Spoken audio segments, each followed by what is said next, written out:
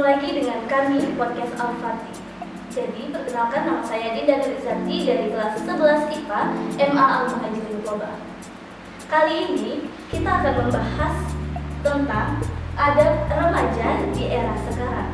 Nah, kali ini kita akan bincang-bincang bersama pembicara yang luar biasa, yaitu Kak Sajidin, yang merupakan alumni dari Pondok Pesantren Al-Muhajirin Koba juga, yang mendapatkan beasiswa full dari Dinas Pendidikan Provinsi Kepulauan Bangka Belitung di Institut Tazkiyah Bogor.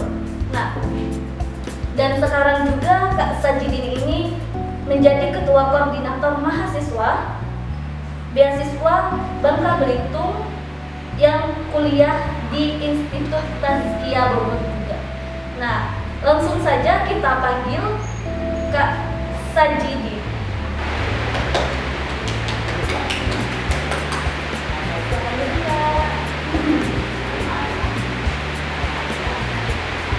Oke, jadi sekarang udah bersama kita Kak Sajidin. Boleh Kak diperkenalkan diri dulu ke teman-teman? Bismillahirrahmanirrahim. Assalamualaikum warahmatullahi wabarakatuh. Waalaikumsalam warahmatullahi wabarakatuh. Alhamdulillah. Perkenalkan, nama saya Sajidin. Saya alumnus Pondok Pesantren Al-Muhajirin Koba, terhitung dari tahun 2012 sampai tahun 2019. Alhamdulillah, sekarang saya menjadi salah satu utusan mahasiswa beasiswa dari Kepulauan Bangka Belitung untuk menimba ilmu tentang ekonomi syariah di kampus Institut Tazkiyah Bogor. Mendapatkan beasiswa full dari Dinas Pendidikan Provinsi Kepulauan Bangka Belitung di Institut Tazkiyah Bogor.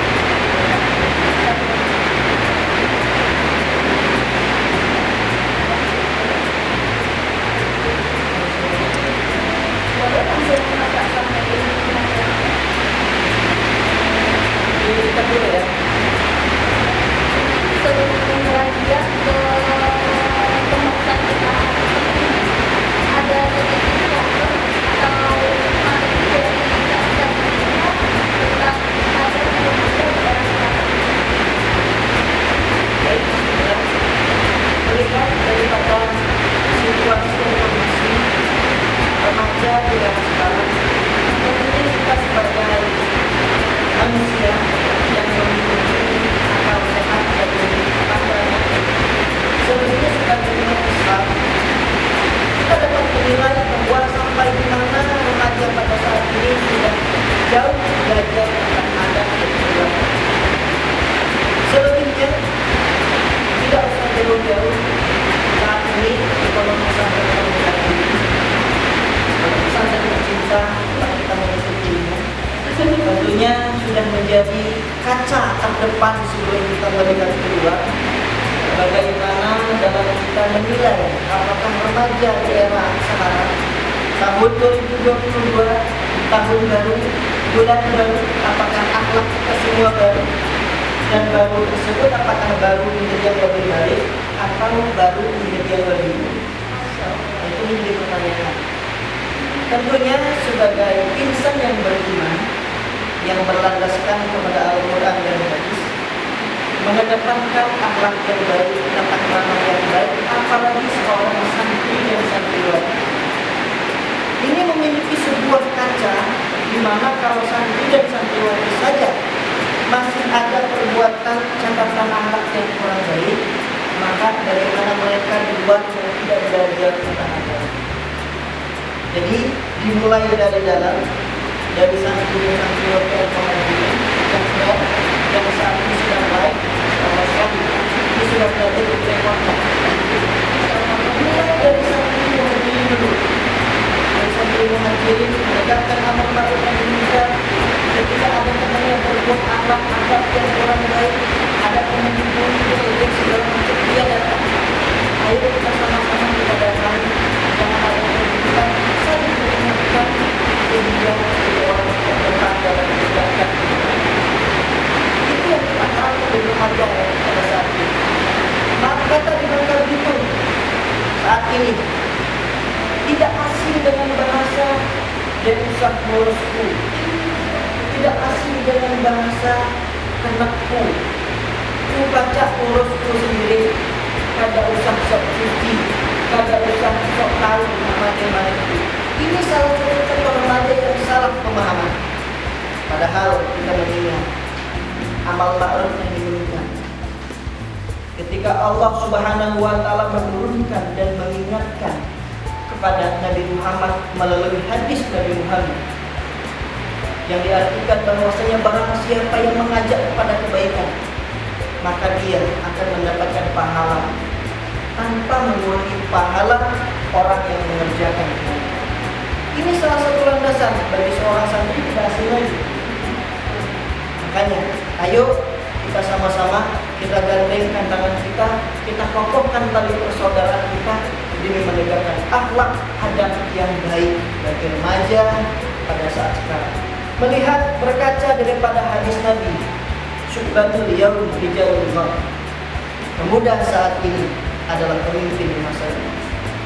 Kalau pemuda saat ini tidak berakhlak, bagaimana negara tercinta Indonesia akan menjadi negara yang baldatun thayyibatun walaupun ghafur? Kalau pemuda saat ini tidak berakhlak, jangan berharap masa depan korupsi akan hilang. Bahkan korupsi akan menjadi darah daging para pemimpin masa depan. Dimulai dari remaja yang taat kepada Allah, berakhlak, taat beribadah, tentunya akan menghasilkan pemimpin-pemimpin yang akan menyuarakan kebenaran dan keadilan di masa depan.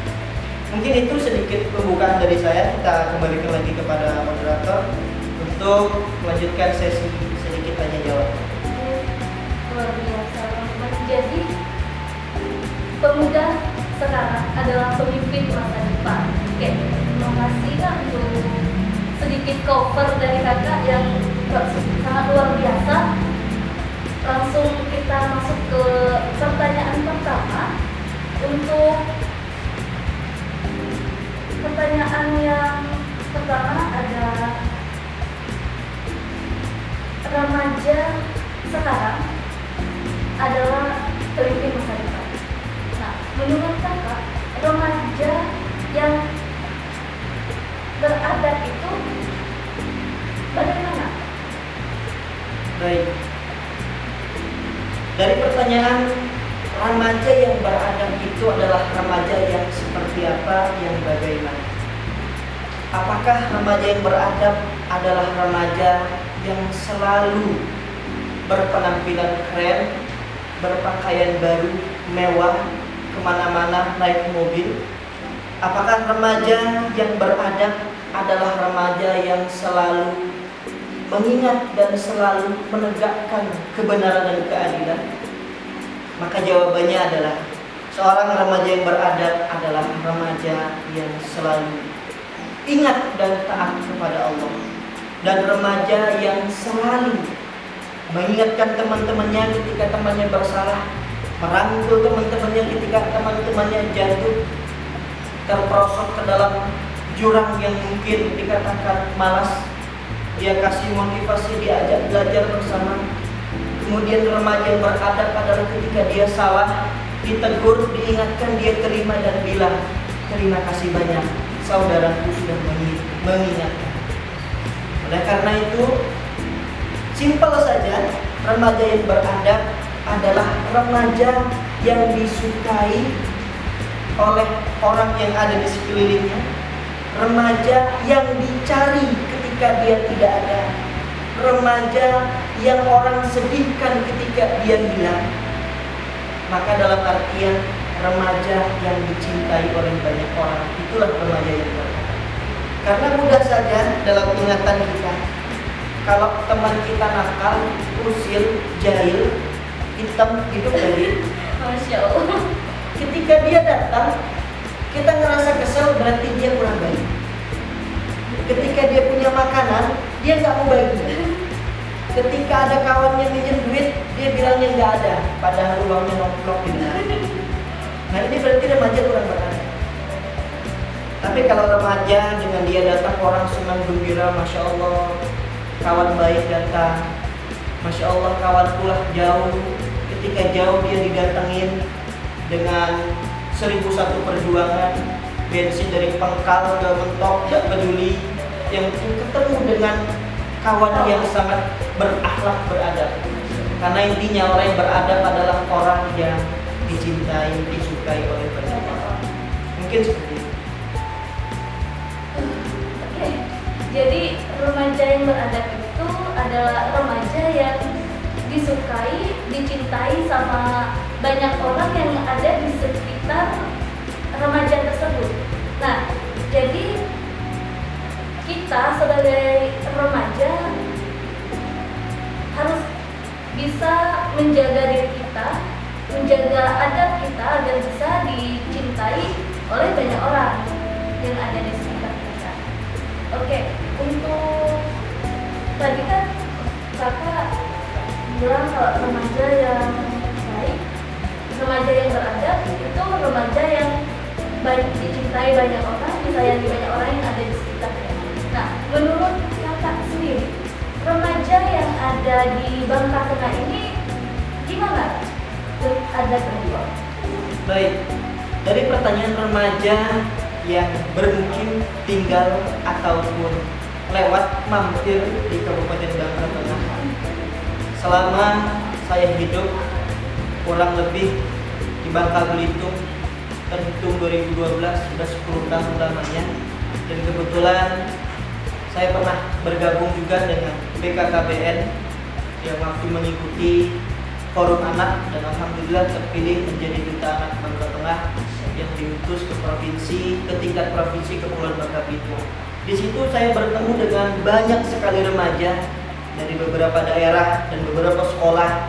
Tentunya menjadi sebuah pandangan bagaimana keaktifan para remaja, pemikiran yang kritis, semangat juang yang luar biasa, ingin menegakkan dan menyebarkan tata krama sopan santun yang baik bagi remaja.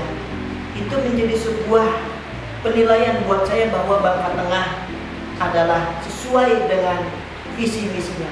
Bangka Tengah unggul. Remaja-remaja yang ada di Bangka Tengah, Masya Allah, ketika dikirim ke luar daerah, mereka mengharumkan nama Kabupaten Bangka Tengah. Kenapa bisa begitu? Jawabannya satu, karena mereka beradab.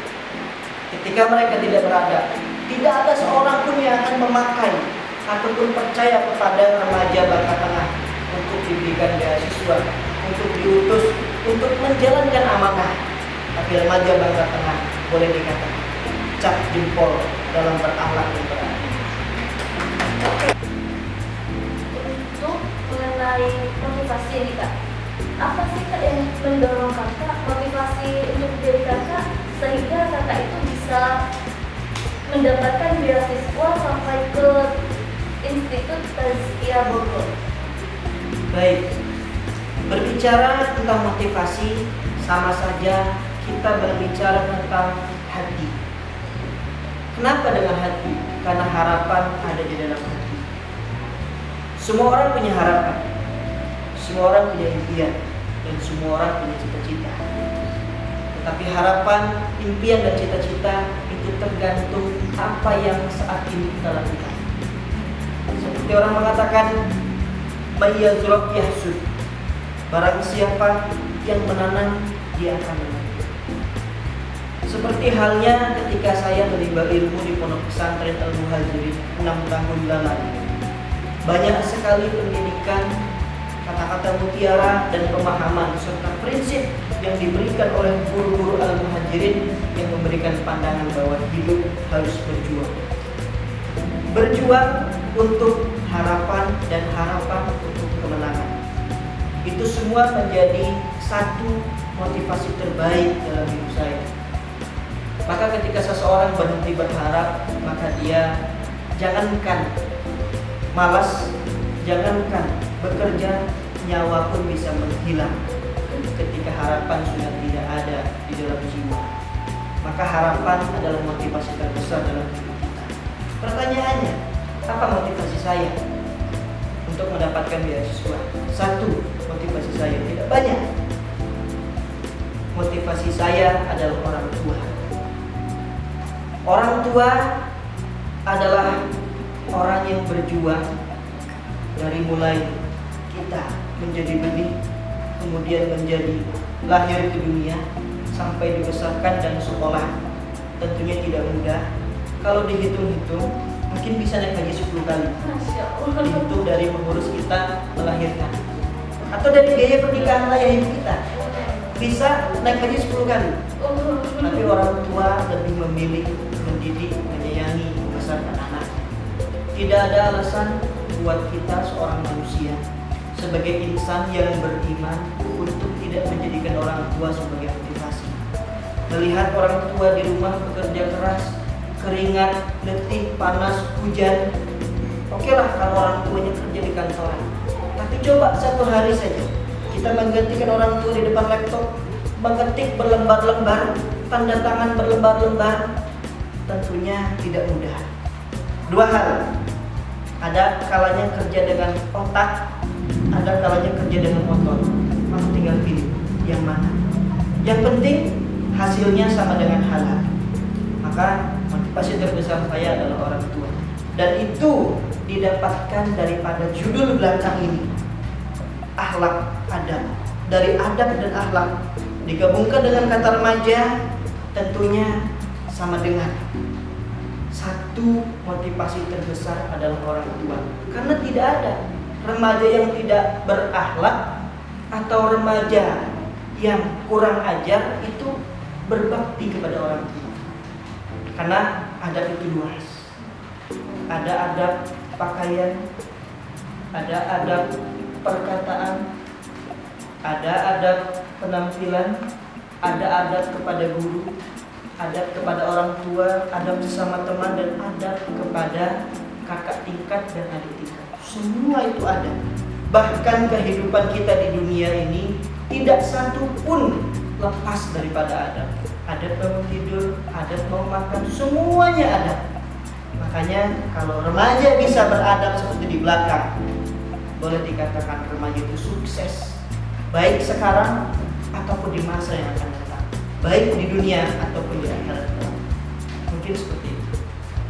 Nah, jadi remaja yang hebat, sukses adalah remaja yang beradab. Oke Kak, untuk pesan buat remaja-remaja di era sekarang ini apa Kak? Yang Baik. ingin Kakak sampaikan? Pesan untuk remaja di era global, di era sekarang, dengan beberapa kejadian yang sudah dilihat oleh pandangan, berita di televisi, di koran, di media sosial menjadi sebuah pandangan bagaimana remaja di era sekarang. Satu, pesan saya kepada remaja di era sekarang yang sedang belajar, baik itu di pondok pesantren maupun di sekolah umum atau di sekolah yang lain. Ketika dia belajar, maka hormatilah guru. Itu satu. Karena kita mengenal yang namanya prinsip sahabat Rasulullah Imam Ali karamallahu wajhah. Dia mengatakan, Imam Ali karamallahu wajhah mengatakan dalam prinsipnya bahwa saya adalah budak dari seseorang yang mengajarkan saya satu huruf. Itu membuat kita berpikir, satu huruf bukan satu semester, satu huruf bukan 3 tahun selama di madrasah Ali. Bagaimana timbangan dan ukurannya? Saya jelaskan sedikit tentang kata budak. Kalau bahasa Bangka budak kan bocah, anak. Tapi kalau dalam bahasa Arab namanya abdun, hamba atau budak, itu hukumnya seperti barang. Mau dipukul, mau dijual, mau dijadikan seperti hewan, pekerja gak bergaji, mau dikasih makan, itu halal. Istilahnya dia hukumnya seperti barang. Sama seperti minuman ini. Mau kita keremas, mau kita apa, ya gak ada yang marah. Karena seperti budak. Saking prinsip akhlak adabnya sama guru. Nah, tentunya itu menjadi satu cerminan. Tapi bukan berarti kita sebagai santri, sebagai siswa mau di guru kita terima. Tidak, itu menjadikan satu pemikiran yang luas bagi kita semua. Artinya kita hormat kepada guru, kita akhlak baik kepada guru, kita tidak mencampuri urusan guru. Nah, ini penting. Karena dalam bahasa prinsip seperti ini, urusan murid, urusan santri, semuanya itu urusan guru. Urusan guru tidak satu pun menjadi urusan santri atau urusan murid. Kalau sampai satu hal kecil urusan guru diikut campuri oleh santri, oleh murid, itu akan menghasilkan kualat. Karena dalam menuntut ilmu, apalagi di pondok pesantren, itu dua hal. Kalau nggak barokah, itu kualat. Kalau nggak kualat, itu barokah. Makanya saya katakan sejarah ceritanya Imam Syafi'i. Imam Syafi'i kenal? Pernah dengar? Sangat terkenal dengan banyak karangan. Cerita sedikit, ketika Imam Syafi'i sedang belajar, gurunya batuk Imam Malik. Batuk, hanya batuk. Bukan istilahnya terlambat, bukan apa. Dia batuk, kemudian hatinya Imam Syafi'i menggerutu, guruku batuk. Seketika itu ilmunya hilang, semua hafalannya hangus. Hanya karena menggerutu gurunya batuk. Bagaimana kalau dia menggerutu hatinya? Ustazah nih, bapak atau ibu guru nih, hanya pacak madah bayi. Apalagi seperti itu, saya tidak bisa membayangkan. Maka itu menjadi satu tolak ukur yang di belakang. Adab remaja di era sekarang menentukan kesuksesan seorang pelajar remaja yang sedang menuntut ilmu di masa yang akan datang. Itu yang pertama, adab kepada guru. Kemudian adab kepada orang tua. Ya boleh dikatakan kalau orang tua kita suka dengan kita, sayang kepada kita pasti. Mau kita nakal, mau kita malas, mau kita seperti apapun, orang tua pasti akan sayang. Tapi mungkin dia ngebatin, nangis, sedih, kok anaknya susah disuruh. Jam ke warung beli belacan, HP, HP-nya nggak lepas. Jam ke warung beli beras, mah duduk aja dia. Apa ya lisannya, mulutnya, tapi badannya nggak gerak. Nah, ini menjadi satu doa. Doa orang tua kepada anak itu hukumnya seperti doa Nabi kepada mereka. Doa guru kepada murid hukumnya seperti doa orang tua kepada anak. Jadi, dan doa Nabi kepada umat hukumnya seperti doanya Allah, kebijakannya Allah, kehendak Allah kepada hambanya pasti terkabul. Maka adalah satu kata mutiara, ada yang mengatakan juga hadis, kalau hukukul ustadz la taubatalah, durhaka kepada guru tidak ada taubatnya. Mau taubat seperti apapun, kalau sudah durhaka tidak ada taubatnya. Kalau orang tua itu hadis Nabi jelas. Apa? Suhtullah. Ada yang hafal? Dari audiens? Dari moderator? Enggak. Ya, nanti dibuka lagi. Artinya durhaka kepada orang tua membuat orang tua nangis, sedih, sama saja membuat Allah kecewa dan sedih. Nah, itu menjadi pertimbangan bagi kita seorang remaja yang pengen sukses. Karena tidak ada manusia yang sukses tanpa ridhonya guru dan orang tua. Tidak ada orang sepintar apapun, secerdas apapun, kalau orang tuanya mangkal, kalau gurunya nggak senang, tidak akan pernah bisa sukses. Adapun dia sukses, dia bukan mendapatkan barokah, tapi dia mendapatkan istidraj. Istidraj itu bahasa kita, sekarang ambillah banyak-banyak, sekarang ambillah sepuas-puasnya, ingat, if'al masyikta fa'innaka mayyitun. Sekarang terserah engkau, tapi ingat, kau akan mati. Berkaca kepada judul belakang, ada remaja di era sekarang, maka pesannya adalah jadilah orang yang beradab, berakhlak dimanapun, kapanpun, kepada siapapun. Insya Allah hidupnya akan sukses, aman, tentram, sejahtera ketika dia kecil, dewasa, orang tua, ketika dia di sekolah, di rumah, dan ketika dia sekarang dan di masa yang akan datang. Karena adab yang baik akan mendatangkan masa depan yang baik. Oke, luar biasa teman-teman. Jadi orang yang sukses adalah mereka yang mempelajari atau melakukan kegiatan ataupun sesuatu yang ada di dirinya itu dengan adab. Jadi orang yang sukses adalah mereka yang beradab. Oke, mungkin itu aja Kak yang bisa kita diskusikan bareng. Mungkin di lain kesempatan kita bisa diskusi bareng lagi tentang apa aja nanti. Oke, mungkin cukup di sini. Ada yang ingin Kakak sampaikan atau apa? Ya mungkin cukup ya dari saya. Untuk para penonton, pesan dari saya, terus berkarya, terus kejar mimpi, tapi jangan lupakan akhlak dan adab.